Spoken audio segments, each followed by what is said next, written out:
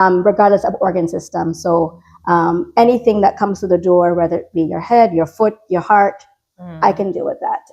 My particular interests, women's health, obstetrics, and pediatrics. And I work for a residency program, which is a training program for recently graduated medical students who want to become family medicine physicians. So I also teach. And so at my clinic, I see patients, but I also teach residents. Awesome. Many caps there. Thank you. To God be the glory for that. And again, it's our pleasure to have you. And let's just dig right into our questionnaires. Sure. Explain to us why it is so important to have open conversation about sex and sex health. I think it's really important that we talk about sex and sex health because there's unfortunately still a stigma around it. A lot of people feel shame or embarrassment talking about sex, but it's so important for your overall health to really be aware of various STDs that are out there. You know, sex is not a benign thing. But also thinking about things related to that, thinking about sexual function, thinking about your reproductive health, family planning, it's all intertwined. So I think it's really important that people become comfortable talking about sex and sexual health. I also think it's important because many sexually transmitted infections don't have symptoms. So if we don't talk about it as a community, then these infections can continue to be in the dark. And that leads to the ongoing prevalence of many STDs, that many of which are treatable. And in primary care, as a primary care physician, we're in the business of prevention and early detection. And so if we talking about it, talking about things that are hard will actually lead to us being able to uncover things and treat them. Awesome. During answering that one question, you mentioned STD multiple times. Can you break it down for us? Sure. What's an STD? Yes. So sometimes we say STD or STI, but essentially it means sexually transmitted infection or sexually transmitted disease. There are many. There are many that we can test for. There are many there may not be a specific test for. But these are infections that we can be exposed to through some type of intimate sexual contact. Awesome. Our second question, it goes, many people are surprised to learn that sexual transmitted disease can show little to no symptoms. Can you explain a little on that, please? Yes. So I would say the vast majority of STDs or STIs can be asymptomatic or not recognized. When I say not recognized, meaning that for some infections, the initial symptom might be a flu-like illness. Now we are just coming out of the COVID pandemic. We're also coming out of flu season. There are a lot of other respiratory viruses out there. So it can be very easy if somebody has, maybe fevers, body aches, sore throat, to think that it might be just the flu. But sometimes that can be the early symptom of a sexually transmitted infection, such as HIV, such as sometimes herpes. The first bout of herpes can show up like that. But I'll say the vast majority are asymptomatic, meaning that there's no symptoms. And there are various types of sexually transmitted infections, some that affect primarily the bloodstream and some that affect the genitalia. But what I would say is that in general, when our immune system recognizes a foreign body in the way that, if you catch a cold, it tries to knock it out right away. Our body recognizes foreign objects or foreign bodies and tries to keep it under control so that we don't get symptoms. So that's why a lot of things really go undetectable, because our bodies have it in check. If you think about people that that might be immunocompromised, say someone that might be taking a medication that causes immunosuppression, maybe they're going through chemo, or maybe they're on steroids chronically, you notice they might get sick a lot. But those of us who may have intact immune systems may not have those typical symptoms. So that's why a lot of STDs may go unnoticed, because either the initial symptom is a common symptom that you might otherwise expect from a common cold, or it might be that your immune system kind of has it in check, and so you don't have symptoms at all. Wow, beautiful. And very informative. So would you say that STDs, or you mentioned asymptomatic, or does it show more in men than female? So I wouldn't say that it's more men than female, but there are certain different presentations with men and women. I would say that when it comes to women, a lot of times, if we have symptoms, it might be more significant. So what I mean by that. So there are certain sexually transmitted infections such as gonorrhea or chlamydia that, although for many people there might be no associated symptoms with it, for some people it actually might cause internal damage to the reproductive organs, like the uterus, the tubes, could even cause an actual pelvic abscess. And that can be a component of something called pelvic inflammatory disease. And that can cause chronic pain in the pelvis, that can cause infertility and challenges with getting pregnant. And so that is one potential symptom that women may have with gonorrhea, chlamydia, for example, that men may not have because they don't have that same reproductive makeup. One kind of also distinction is that when it comes to HPV, that's the human papillomavirus, that is a virus that can have many presentations, most often no symptom, can manifest as genital warts that can show up in men or women, but there is no test for men. The way that women get checked is actually through pap smears. So when we get your pap smears, that is actually a cancer screening, because HPV not only can cause genital warts, but can also cause cancer. Certain strains can cause cancer. And so when we get pap smears, which is when we're checking the cells of the cervix, that's the very end of the uterus that dilates in pregnancy, that part can be vulnerable to HPV infection. And so when you get your pap smears, they're also testing for the presence of HPV, but there's no equivalent test for men. So that's one way in where they're not necessarily different symptoms, but there's different ways of detection where there isn't a commercial test available for men, but there's a test for women through the pap smear test. Another interesting thing is that when it comes to bacterial vaginosis, or a lot of women may know it as BV, historically we think about this as a cause of vaginal discharge, and we really have not historically thought about it as an STD. But it is something that is triggered by sex for some people, because it can cause an imbalance in the vaginal kind of the bacteria that normally live in the vagina. And when it causes that disturbance, it can cause certain bacteria to grow that can cause an odor. But what we're starting to learn is that there are certain bacteria that men may have that through intercourse could actually trigger a BV episode. So there's been some emerging evidence that treating men can actually help reduce the incidence in women. So that's another example of how might be a different presentation, where for women it might be the vaginal odor, vaginal discharge. Men may not have that symptom. So there are some distinctions, but I would say that, you know, the whether it's men versus women, I think it's more just the presentation can sometimes be different. And no, I don't think this question was on my list to ask. However, listening to the conversation, right? What if a female has a husband or a partner that just despise going to the doctor?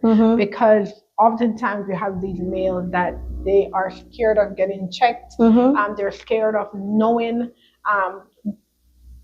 What do you see as you are in the doctor? Do you see like a greater percentage of female than male? Or in this 2016, do you see where more male are trying to like becoming more adaptable to testing? Yeah, that's actually a really great question, because in general, I tend to attract a lot more women into my practice because I do a lot of women's health.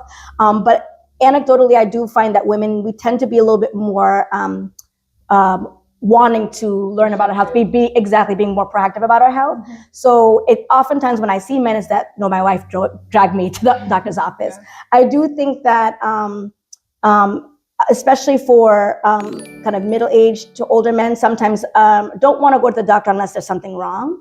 But I think about sexual health as thinking about your general health. You know, the whole idea of primary care is to try to pick up on things early so that it doesn't become a systemic issue. And so sometimes I do have patients that say, I know I need to get that mammogram, I know I need to do that pap test, but I'm afraid of what it might find. And I said, I understand the fear, but at the same time, if there is something there that we can treat, it's much better to know now than to wait until you have symptoms. And then at that point, it could be much more difficult to treat or potentially life-threatening. So I think knowledge is power when it comes to our health in general, and especially when it comes to sexual health. So I definitely encourage kind of normalizing, and that's why the conversation, back to your first question, why the conversation is so important, because it normalizes sexual health as general health. Right, right. Awesome, awesome. Wow. There's so much to learn there because, persons would just think sex is sex. Yeah, it's not And just sex. it's way more than that, Right. So, um, just in case anyone is watching, I want to encourage you, please get tested, Yes, definitely. check up. It doesn't hurt, even when you're not doing anything. I love to go to my Just to get doctor. checked. And my doctor said, "What are you checking for? Do you have?" I said, "No, I'm checking for myself." Exactly. Because I advocate I for just that. like to know, I think that's really So important. Yeah. yes, just get tested. Mm-hmm. It's good for your peace of mind. It's Absolutely. good that you're aware, and if something is brewing, you caught it at an Early. earlier point. Exactly. Awesome, awesome. Okay. If someone doesn't have symptoms, how would they know that they need testing?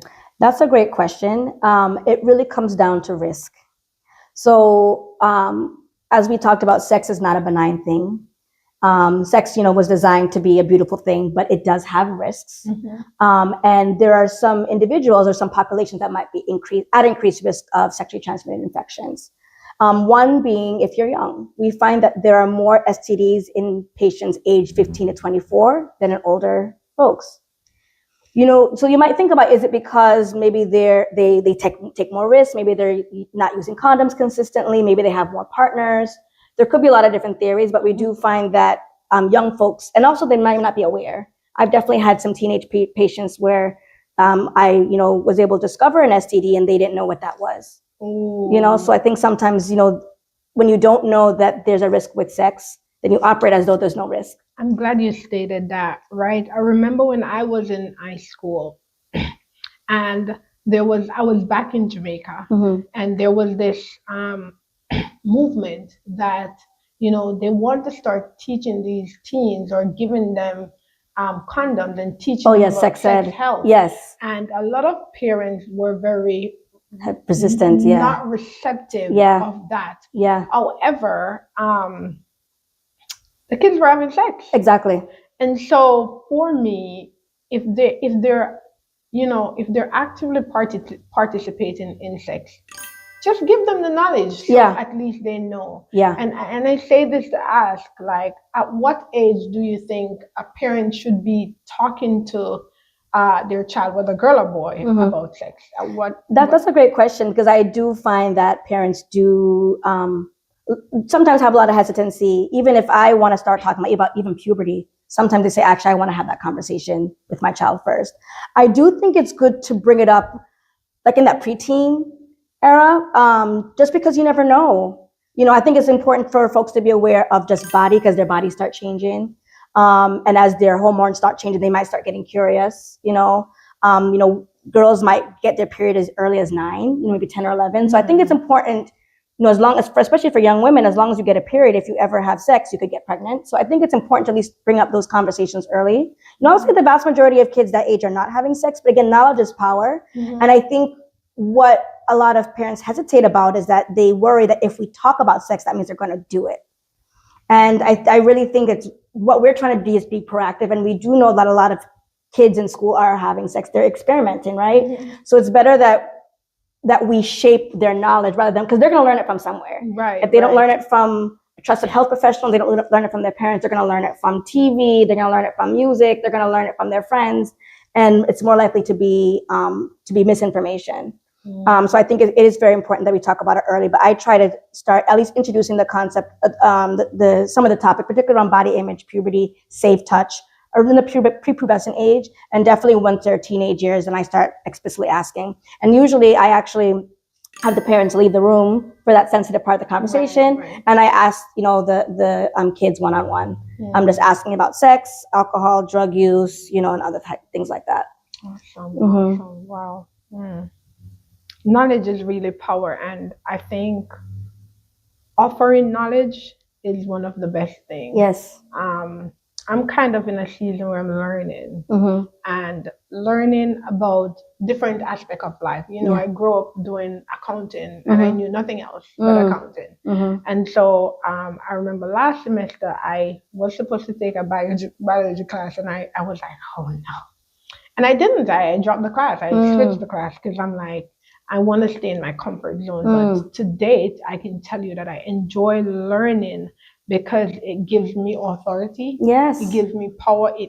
It causes me to be able to navigate, not on a one-way street, because life is not always like that. It's not always linear, So yeah. yes, I do believe that we need to educate our children Right. on sex health. Yeah.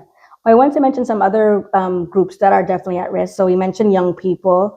Actually, ethnic minorities, we are at increased risk because for whatever reason, it seems like STDs are more prevalent or more likely to get them. And it could be related to health practices. Are we more hesitant to go to the doctor? Do we have challenges with getting access to testing, to treatment? But there is increased prevalence among Black and Brown individuals. Also, people who might identify as gay or bisexual, there's also increased risk too. And we think that part of it might be related to the actual kind of the type of sex they might be engaging in. We do know that receptive anal intercourse, there's actually an increased risk of getting certain bloodborne STDs compared to other types of intercourse. So that physiological kind of way of intercourse. And do you see that anal sex being participated by both parties, like females and males? Do you see that there's a higher risk based on STDs? Like there is, yes, and we think it's because the anal tissue is just more likely to tear. You could have little, small tears in the mucosa or the tissue, and that can lead to, if there is an STD there, that can actually go into the bloodstream. Exactly. Wow. So it's even more transmissible than, say, if you got a needle stick injury. So there is that's the theory as to why it's particularly common around men who have sex with men. Compared to kind of female. That's the kind of theory as to why there's increase. So I think it's important to be aware of those kind of demographics, as well as thinking about individual risks. So if you're someone that might use a lot of alcohol, use a lot of drugs, you might enter into sexual scenarios that might be more risky. If you're not consistently using condoms, having multiple partners, and maybe engaging in sex work, exchanging sex for money, those populations might be at increased risk of STD. So I think it's also important to be aware of your own behaviors, but also being aware of your partner's behaviors.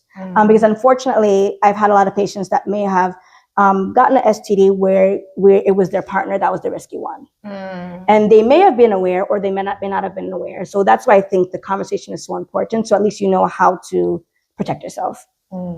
Yeah. Wow. There's just a lot going There's through a my mind right lot. now. It's a lot. Like, what do you say to a wife or a husband that has a partner that is risky? Yeah. How do persons marry to because it's one, firstly, a command from God, and two, when you marry, you're expected to stop using condoms. Right. So what do you say to a wife that is at risk? Right. And she's like, I want to use condom, but my husband don't want to do that. That's a tough one. Of course, as much conversation as possible. I know safety can, because sometimes there's a dynamic where it might be abusive, There's a couple different options. One, that there are female condoms. So, male condoms where you put the condom on the man, and that's dependent on him using it. But the female condom, the women, we insert it into the vagina, and that provides a layer of protection. So you said we. We as in women. We as in women. That's okay. Because I was like, wait. Okay. Yeah. So meaning we as women can use a condom and put it inside our vagina, so that, and to protect ourselves. So that takes it off of the man to do it. So there are female condoms, and not everybody knows, because male condoms tend to be more accessible, but female condoms do exist. There is also something called PrEP, which is HIV pre-exposure prophylaxis. There's actually medication available if you're someone, say you might be in a relationship with someone that does have HIV, or you're in a relationship with somebody that might have high-risk behaviors that could expose themselves to HIV. You can actually take a medication either daily. There's also monthly injections where it basically is giving you medication, so in case your body ever saw the HIV virus, it would kill it before it ever took root, essentially. Awesome. So there are protection. It's just for HIV. There isn't any equivalent for other STDs so far, but there is one available for HIV.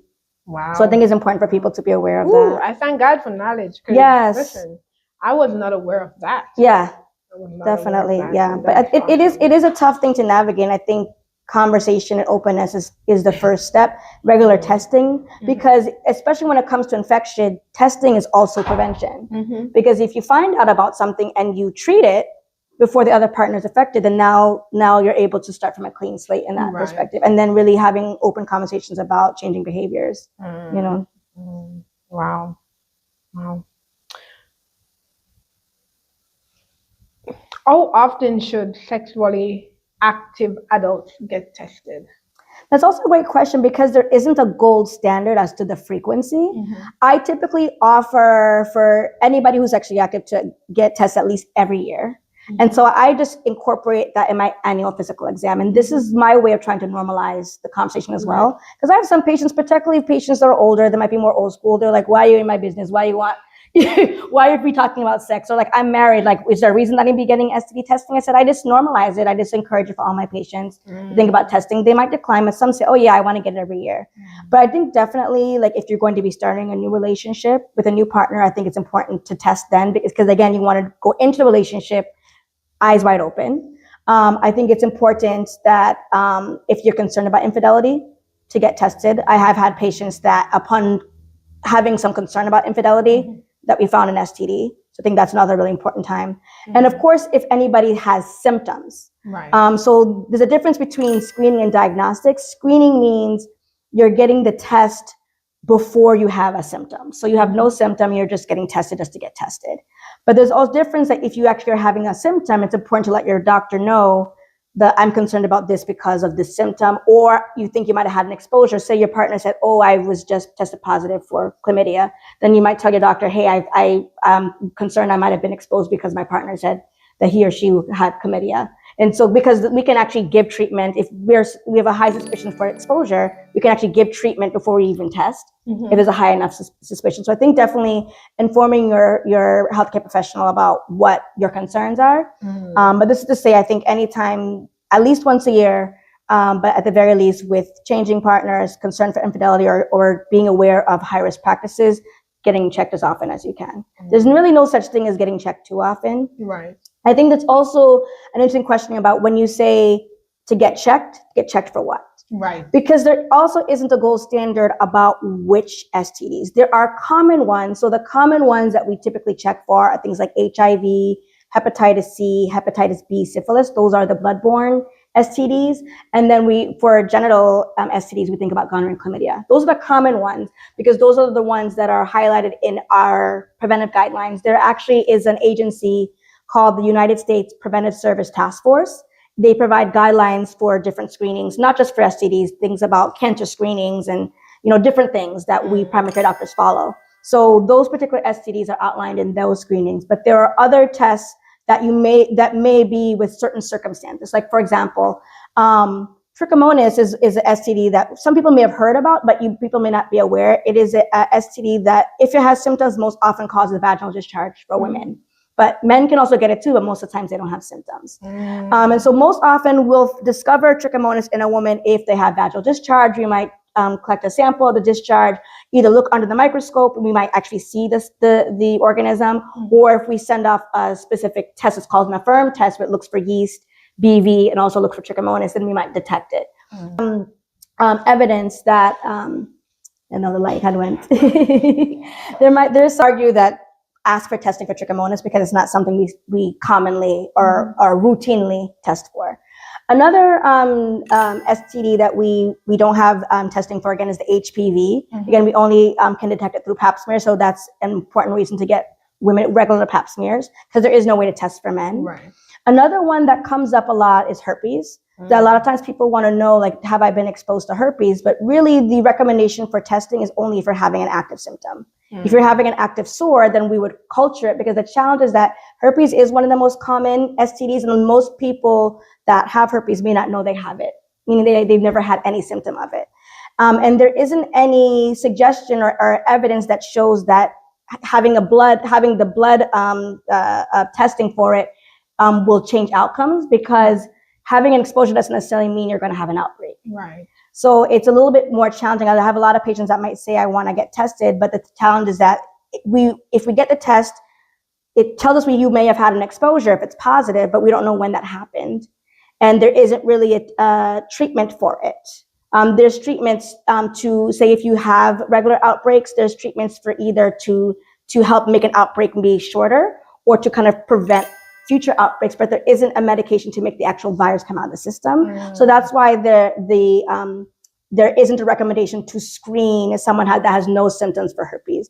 Then again, I have had some patients that maybe they know that their partner may have genital herpes and they want to know if they've been exposed. So that might be a specific situation where I might get it. But ordinarily, it's not something that is recommended for routine screening. Wow. And unfortunately, there are other sexually transmitted infections that we know that they exist, but there isn't a standard test for it. Like there's STDs called mycoplasma, ureaplasma, that we know can sometimes cause pelvic inflammatory disease. There are not a lot of clinics have access to that test, but if we suspect that someone has pelvic inflammatory disease, we'll just treat as though that organism might be there, as an example. So I think it's really important that when people, I think it's important to get tested. I think when you go to your doctor and say, hey, I want to get tested, that's why it's important to talk about risks, your behaviors, your partners, just so we can get a sense of what makes sense to test for. Because not all tests are created equal. Awesome. Another question that's not on my list.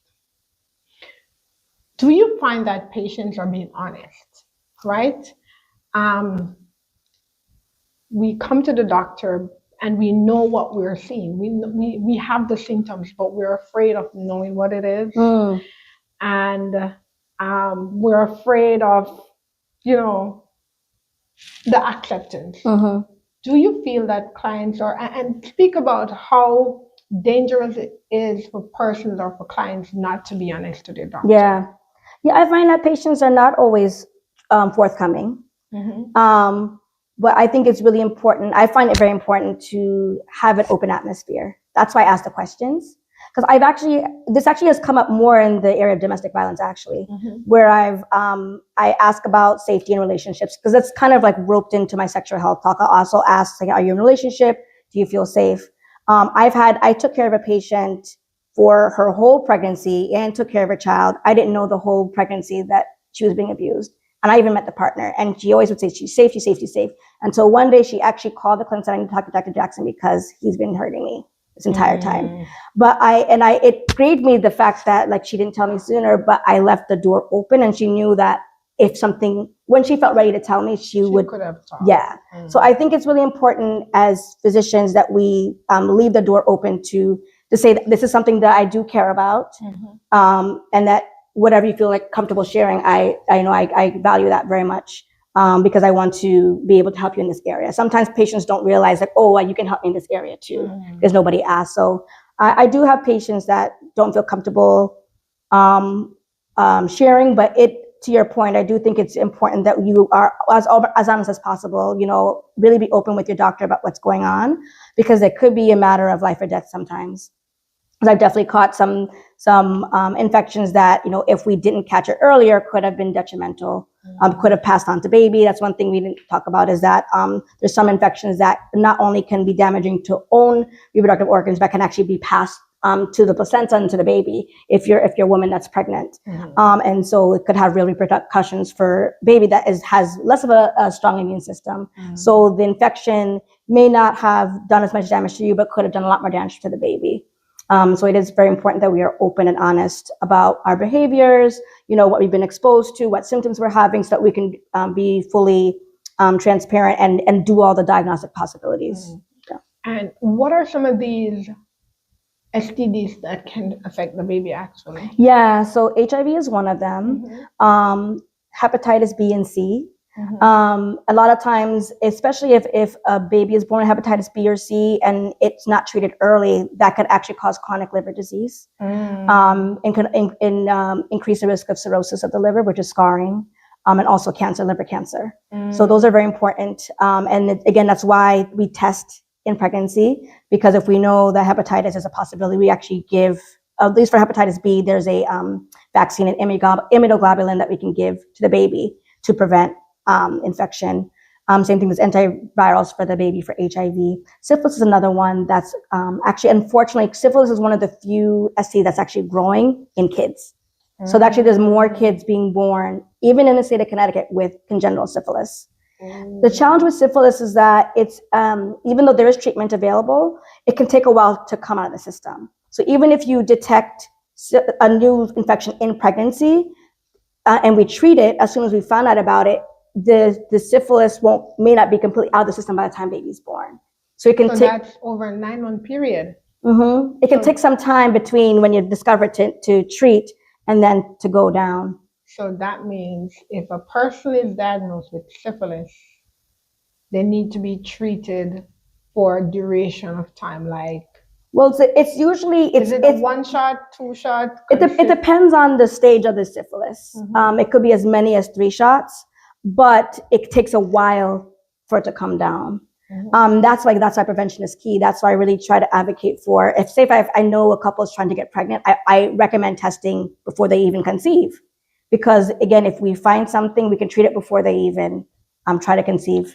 I want to go back to testing. You talked about coming to the doctor and you wanted to do testing. And for STDs, the general tests aren't for everything. Right. So say, for example, I'm coming to the doctor and I don't know, my body's acting weird. Maybe a flu, as you said, those can be symptoms, or, I just want to get tested to know. Or first I meet someone and I'm going into a new relationship. And I go to the doctor and I want to be tested. What do I say to the doctor? Just to say exactly that. Tell them your context. Say either I'm having symptoms, I don't feel well. And, be honest about your sexual exposures. Just be honest about your context, because whatever is going on, that will help dictate what tests would be appropriate. So if you're someone that doesn't have symptoms going to a new relationship, I would probably just get the standard test. But if I know that you had symptoms, I might be, for example, if I know that you might either have high risk sexual behaviors, or you're with a partner that has high risk sexual behaviors, I might, in addition to doing the standard test, I might also get an HIV viral load, which will pick up quicker than the standard HIV test. So HIV viral load? Yeah, checking the actual virus, like trying to pick up the actual virus in the blood. If someone had a new exposure, that would come up quicker than the antibody test. So imagine that if when you get any infection, the infection has to be in the body for a certain amount of time before your body recognizes it and is able to create antibodies. So the typical screening test that we have is a combination of an antibody antigen test for HIV. So you can imagine that test is good for the average, low risk patient, but if somebody may have had a recent exposure, that may be falsely negative if they newly have HIV. So again, it kind of may alter the type of test I get. I also think it's honest for patients to be open with the type of sex they're engaging in, because there are tests for oral, because you can get gonorrhea, chlamydia of the throat. So or if you're having anal sex, you can also do gonorrhea, chlamydia testing of the anus. And there's some patients, if you are engaging anal sex, you can actually do anal pap smears. Because so again, it's also important not just to be open about the kind of the number of partners or the scenarios, but also being aware, be open about the type of sex you're engaging in, because we can do testing in those sites as well. So honesty, yeah. The more information is the best policy. Be honest. Be completely honest. It's like you go to the doctor and you're going to eat a plate of food, but you can't swallow, but you go there and you're expecting the doctor to give you food for you to eat, to go through the same throat that you can't swallow through. So it's very, very essential to be totally, totally honest with your doctors. PCP, be honest, because that's the only way we're going to reduce sexual transmitted disease. That's the only way you're going to be on the know to protect and prevent yourself from getting even at more risk or more exposed. So please, I want to encourage you to be honest with your PCPs. Yep, I definitely want to back that up, because I'm not God. I can't read people's minds. And honestly, even when I was learning how to be a doctor in medical school, they told us the primary tool that you have is your history. You get most of your information from your history. Yeah, so what I know about you will inform how I'm able to treat you. If I don't know, I don't have that information to treat. So patients can't, they walk in and say, well, doctor, tell me what's wrong with me. It's like, you have to tell me what's wrong with you so I can figure out what we need to test for. If you don't tell me, I won't know. And that, unfortunately, that would hurt you. So at the end of the day, I completely want to second that, being as open as possible, because that would give us information to better treat you. I know we talk about women condoms, and that's a way they can protect themselves. Is there any other way in which a woman can protect herself from these sexual transmitted disease or infections if she know or have an inkling that her partner is unfaithful? Yeah. So we talked about female condoms. We talked about PrEP, HIV PrEP. There are also some, it's emerging called post-exposure prophylaxis, meaning that if you had an exposure, to get treated. It's not 100%. Obviously, prevention is better. But if you think you might have been exposed, if you go to the doctor right away, you could also get treatment for a potential exposure. We talked about the importance of conversation, at least so you're aware of your exposures. Oh, dental dams is the other one. So there, in the same way that there's barriers for the vagina to protect from any kind of sexual fluid, you can also protect your mouth. So if you engage in any type of oral intercourse. What is that? It's like, imagine it's a similar material to condoms, but you can actually use it for your mouth. They call it dental dams. Again, it's not as common. I'm such a baby. I'm sorry. If you just Google it. I am such a baby, because what? And a lot of people don't use it, but it is out there. And I did not know that that exists. Yes, so, it is out there. I'm learning myself. Yeah. Okay. Yes, there's a lot of things out there, yeah. And knowledge is power. Wow. Oh, and I guess another tool, if you're able, abstinence. We don't talk about that enough. Part. We don't, because the thing is, nothing is 100% when it comes to sex. When patients ask their doc, like, can you tell me a way, how do I not get pregnant? Way did I not get STDs? The only way is to not have sex. That's really the only way. So if you're in and I think one thing, I'm gonna do a commentary about society. That, in our society, and I think that, we learn that intimacy equals sex. And that's not necessarily true. And I think that's why, and when I speak to young women especially, a lot of times they recall their first sexual experience where they didn't necessarily want to engage in sex, but they felt like they had to, whether they felt pressure or they felt like that was the way to become intimate. And I think we need to talk more about what does intimacy actually look like, or what does it look like to have a healthy relationship, and to encourage that you don't have to have sex. Especially if you're in a situation where you're still learning the person, because we're talking about STDs and how risky sex can be. So if you're going to engage in sex with somebody, you need to make sure you really trust them. So really being able to talk with that person, really getting that sense of trust before you take off clothes, before you're putting mouths on things, and I think it's really important to really talk about that as well. So abstinence, I would say, is the biggest thing that can prevent STDs. Of course, if you're in the position where you can, because I know that not all, people are not always in a position where they have that ability. Sometimes people are coerced. I know there's power dynamics and all that, but if you're in a position where you can say no and really abstain, I think that is also a way that women can protect themselves. Awesome. Wow. And get tested. Wow. How can someone have a healthy conversation with a partner about testing and protection? Yeah. So I think, as we talked about, one of the major strategies I say is about normalizing the conversation. This is a part of our general wellness. We talk a lot about, high blood pressure being a silent killer, especially in Black communities. We talk about diabetes and all these things. This is another wellness check. So I think being able to equate sexual health to any other type of health that we think about, because we're all one body, so everything's interconnected. Right. So I think that's one strategy. Another strategy, I think, especially if you're wanting to engage in a difficult conversation but don't know how to approach it, using I statements, I think, is very helpful, because it really positions your beliefs and to say, hey, in order for me to feel safe, I would like to get tested, and maybe even in partnering with your partner and saying, let's do it together. To not point fingers or say, like, you need to get tested because I suspect you're doing something. Like, let's do this together so that we can make sure that we are both safe. So I think being able to partner with your partner, but then also using I statements to express your feelings about testing. But I think it's really important that we normalize testing. Is just something that we do just to check in, you're eating well, let's just make sure that the cholesterol is good, make sure there's no diabetes. And if there is something, we can address it. But I think just like incorporating that into your usual wellness check. And what would you say to a young person, male or female, that is entering into a new relationship and the conversation is had and there's some resistance to be tested? What would you say to that person? That's really tough. I always like to ask why, especially when people get defensive. It's like, hi, I see that you're getting. So you wouldn't rule that out as a red flag? I think it is a red flag, definitely. Okay. I definitely think it's a red flag. But I like to probe, because to see what is it about this that is. What scares you? Yeah, because some people might say, oh, you don't trust me. It's like, well, I think it's I don't trust you. I'm just getting to know you. Exactly. I definitely don't think that it's wise to get into a new relationship if you haven't had testing. So I do think it's a red flag.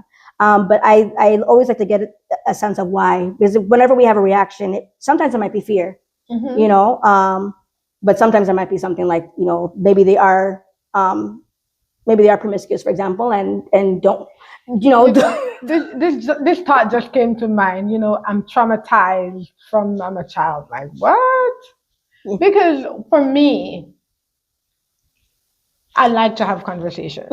Anybody, male or female. I'm a talkative person. Me too. If I get there. So I remember I was talking to a few male, and I came to understand that these persons were in corporate organization working where they have health benefits, and they don't go to the doctor. I know. They don't do dentist checkups. And I'm like, I think something is wrong. And I mean, that's why I'm saying the conversation. The person can be traumatized, or the person can just be in a place where they just don't have that. I don't think everybody has the same perspective about health. I mean, I, as a primary care doctor, I really believe prevention is important.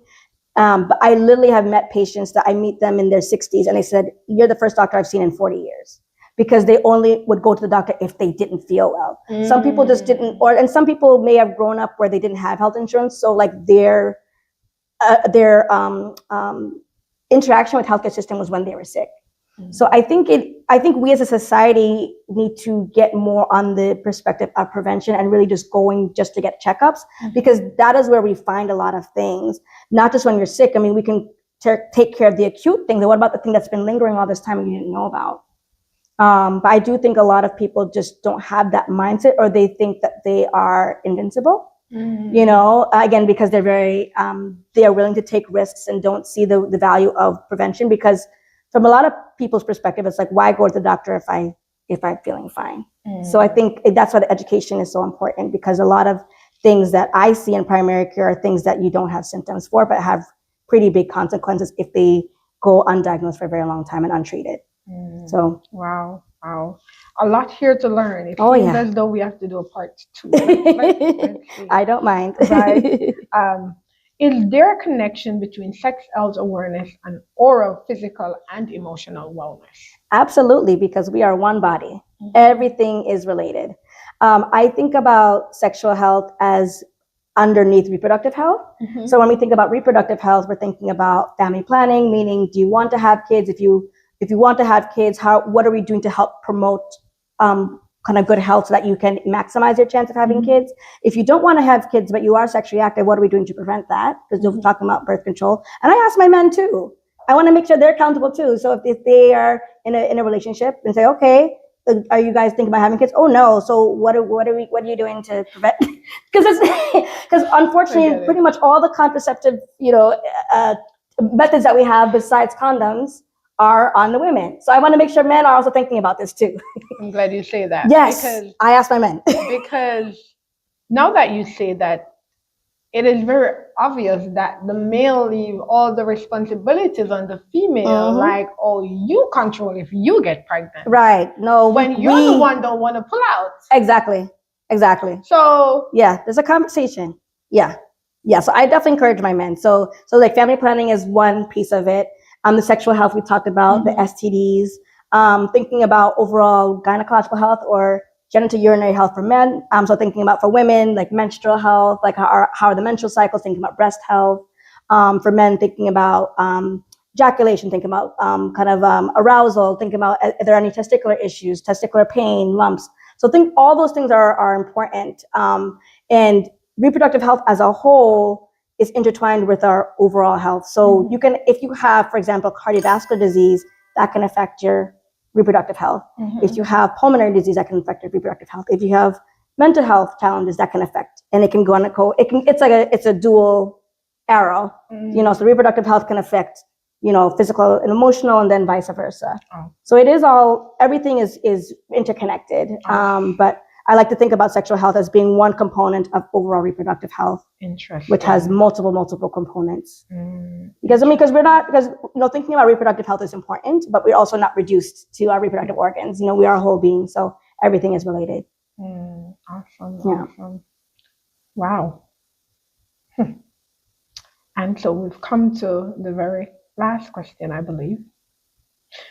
What is one final advice that you will give to someone who may feel embarrassed or hesitant about getting tested? I would say if there's any hesitancy, talk to a trusted health professional. That's what we're here for. We're here to ask questions. This is what I do all day. I do mainly talking. And oftentimes what they're fearful of is something that's very easy to be able to provide an explanation. And once I provide that explanation, they're like, oh, okay, then I feel comfortable going forward. Right. So sometimes it's just a simple misinformation that I can clear up. So I definitely, if there is hesitancy, talking to a health professional about it. I don't want people to be silent about it, because because then that allows that fear to make you stagnant. Right. And to make you not have that knowledge, not have that power, because that takes that power from you. So I definitely just encourage having conversation, I would say. And also, this is normal. I mean, sex is common.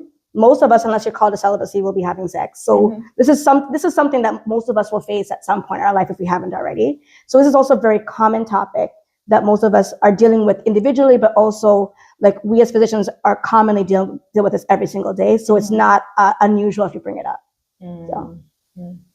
Okay, there's another question. I had a feeling. Do you experience partners complaining about sexual abuse in your practice? Yes. Percentage-wise, or can you just elaborate on that? I don't have a percentage, but I have encountered patients who feel really disempowered in their relationships and really feeling like they are not necessarily having sex when they want to have sex. Okay. Yeah. I have had patients that have maybe victims of sexual assault as well, but I have patients that have expressed even in their active relationships where they might be feeling coerced to have sex when they don't want to have sex, which I also consider a form of sexual abuse. Yes. Yeah. So I have experienced that in my practice. I would say the most common type of abuse that I've seen is more the verbal abuse. The verbal and physical, unfortunately, I've seen both. But then I've also seen financial. Also, as it relates to elderly, like the caregiving, like kind of being concerned about like big kind of money being taken and that kind of. So I have seen most forms of abuse, and there are ways that I oftentimes will give patients the CT Safe Connect resource, which is our kind of Connecticut statewide domestic violence hotline. And then if I'm concerned about elder abuse or, of course, child abuse, I'm a mandated reporter. So there are reporting hotlines that I would report to so that can be investigated. But yeah, unfortunately, these things do come up. Yeah. Interesting. Yes.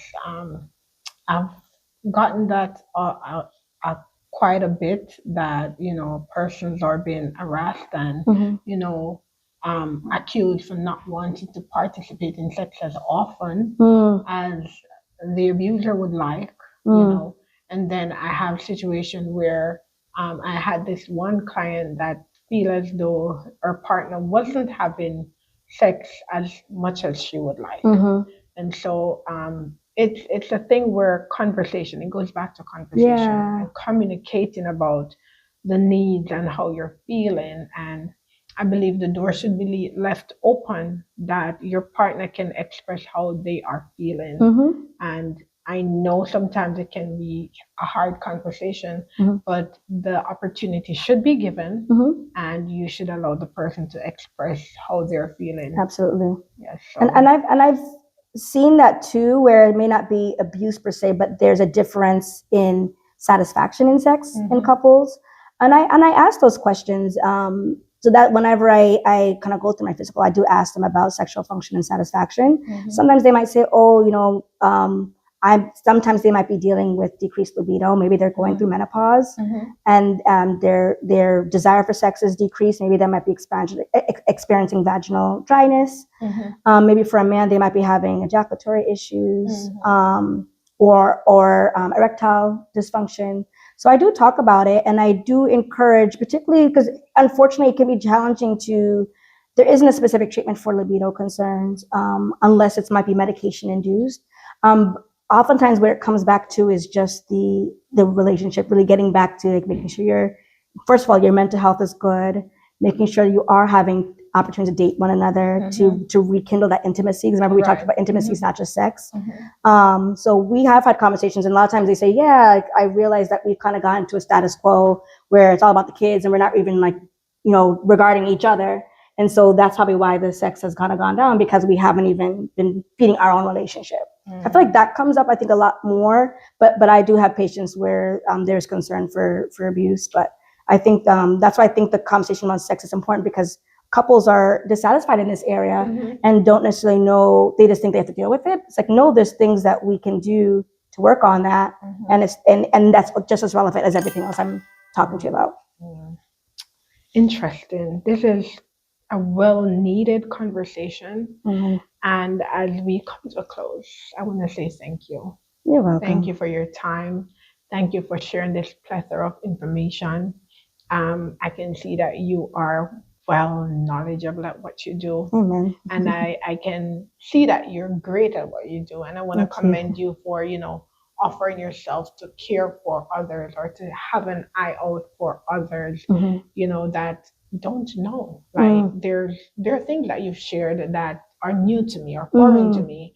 And so there's still room for me to learn when it comes on to sex and sex health. Yes. And so again, on behalf of A Way Out and the team, I want to truly, truly say we thank you for being here today. You're so welcome. Thank you so much for inviting me.